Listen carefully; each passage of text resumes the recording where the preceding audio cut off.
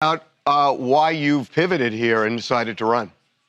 I just don't feel like anybody in government is doing what is in the best interest of Americans, and I feel like they are doing what is in the best interest of themselves, and you see that with Trump. I feel like every decision that Trump makes is based on what is best for him and his ego. So you were somewhat vocally a supporter of President Trump in the past. When did that change? Well, I think when he lied about every single thing that he said that he was running for, right? Like, this is not America first. It's been Israel first.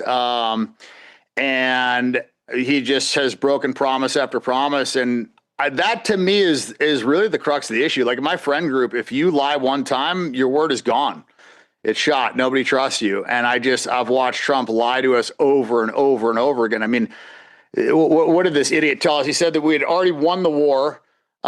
He told us that we had complete air superiority, that we could just fly anywhere we wanted. What did they do? They shot 3 of our planes down. Everything about this war has been a complete failure. And then he completely capitulated and accepted every single one of Iran's terms. I mean, he is going to allow them to have full control of the Strait of Hormuz. Not that he had a choice. But he's lifting all sanctions. We're paying them reparations. He's lifting all sanctions from anybody that was supporting Iran. We have to remove all troops from the area.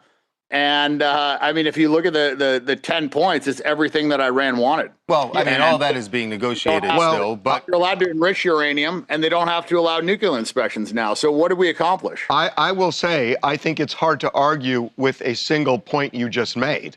I think a lot of people, frankly, myself included, agree with you on that. There's another element to this, which is Israel, and you mentioned Israel. And you are, you seem to view Israel as the enemy here. Could you explain? Well, I mean, they're a terrorist nation. They were founded by terrorists, and they've been committing terrorism since their inception. I mean, and prior to their inception, they bombed the King David Hotel. They poisoned Palestinian wells. I mean, they've been a disaster. I mean, the Haganah, the Irgun, and the Stern Gang is what comprised the IDF, and those were all designated terrorist organizations. So, and the leaders of those organizations went on to become prime ministers of Israel. So this is a country that was founded on terrorism. They've been committing terrorist attacks. They've been committing a genocide, and we're paying for it to our own detriment, and they're dog walking us into wars. So, yeah, I don't know how you could ever view them as an ally. They've attacked U.S. warships. I mean, I don't know if you're aware of the different false flag attacks that they've committed, but it's been numerous. The Lavon affair, I mean, they bombed U.S. cinemas and British cinemas and libraries, trying to blame that on the Muslim Brotherhood. I mean, Dan, I'm sorry, I just wanted to, because I know that some of the things you're talking about, and those are theories that are out there that are not proven. This is not debated. Look, there's, I don't want to spend the time kind of getting into that, because believe me, there's a big response to what you just said. The bigger thing to me is that you don't seem to have a problem with Israel, just Israel. You seem to have a problem with Jews. Well, I mean, that's a ethnocentric state, and you know, it's being run by Jews. Well, that's okay, but hold on. Let's talk about the Jews in the United States, not in Israel. Okay. You so called Randy Fine. You called your opponent this fat Jew. So he's not from Israel, but you called a guy in Florida this fat Jew. How is that not anti-Semitic? Well, he's a Jewish supremacist, and he puts Israel before America, and I think that he should be tried for treason. This fat Jew is anti-Semitic. Yes. Dan. I mean, that's what you say, but how about that's every single time that's what I know. I don't say it. I know he literally talks about how Muslims are lower than dogs. So is that Islamophobic? Yes. Yes. Yes, it is, and that wouldn't be. That's not appropriate for him to say either. If he had said that, but he does all the time, and he tweets that, and he's a senator. Are you anti-Semitic? No, I'm not anti-Semitic. I think that that's kind of a made-up term. I think the Palestinians are the real Semites. Term? Yes, because if you look at what a Semite is, was Hitler anti-Semitic? What's that? Was Hitler anti-Semitic?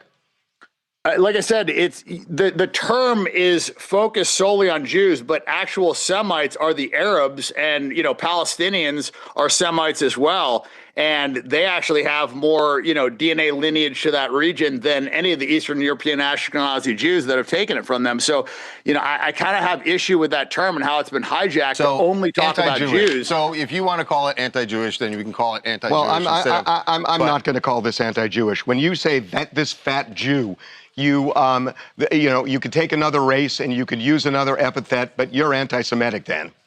I'm not. I have Jewish friends. Oh, some of your best friends are Jewish? I don't paint all Jews with one brush, but he paints all Muslims with one brush, and it's accepted. And for some reason in this country, it is okay to just blast Muslims, bash them. You look at what Bill Maher said about Muslims. I mean, it's this double standard, and I don't like the double standard. And I look at him as a Jewish supremacist. He believes that Jews are better than other people, and he puts Israel before America. And so I have huge problems with that. So if you've got a black friend that you don't like, do you use the N-word on him? No, I don't. Well, then what's the difference when you use the word fat Jew for a Jew you don't like? Well, is Jew the same as because that is not that's not, one is a slur, right? And one is describing a religion. So you can't compare the two. Really? There's a way how can you compare those two? There's a way you say it, Dan, that the intent is the same. It's not the same at all. Here. So one is a slur, one is a racial slur that I don't use, and the other one is describing an ethnicity. You just used it. Well, are we adults? Can we talk about a word? Was a word so offensive that that it just you can't say it? We have to say the answer to that is yes. So I want to ask a question. People are too sensitive. Dan, I know you. I mean, people are sensitive, but if you're really going to run for Congress, you're going to face these questions on the campaign trail. You're going to face it in debates, and you have lived your life in a way that clearly those things are going to be brought up.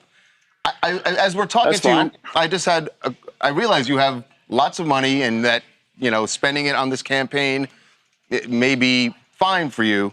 I'm just curious that you're running in Florida as a Republican and you are anti-Trump and clearly, I'll say anti-Jewish because you don't like the term anti-Semite, but you're clearly anti-Jewish, anti-Trump, running in Florida as a Republican. It doesn't add up like you really have a chance to win this. Why would you throw yourself into this race with all that against you? So I don't like racism. I don't like supremacist mindset. And I think that's exactly what you have with Randy Fine. And I am against everything that he stands for. I don't like putting a foreign nation before America.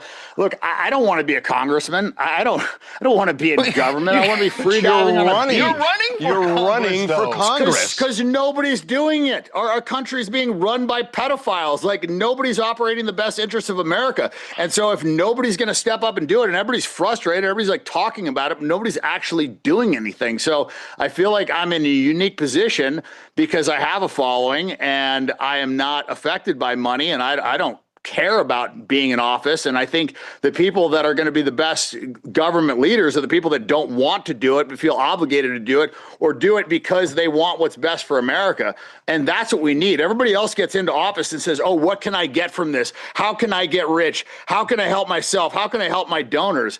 And it should be it should be a selfless act. This should be like, more selfless than joining the military. I mean, because I was in the military for 4 years, and I didn't join the military as a selfless act. I did it because it was my best option. I'm doing this because I want to help the country. Okay. All right. Well, I've never heard someone announce they're running for Congress and say, I don't want to be a congressman. But you know what? You're like you said, it's going to be a different approach. We will see how it turns out. Yeah. Thanks for joining us, Dan. Yep.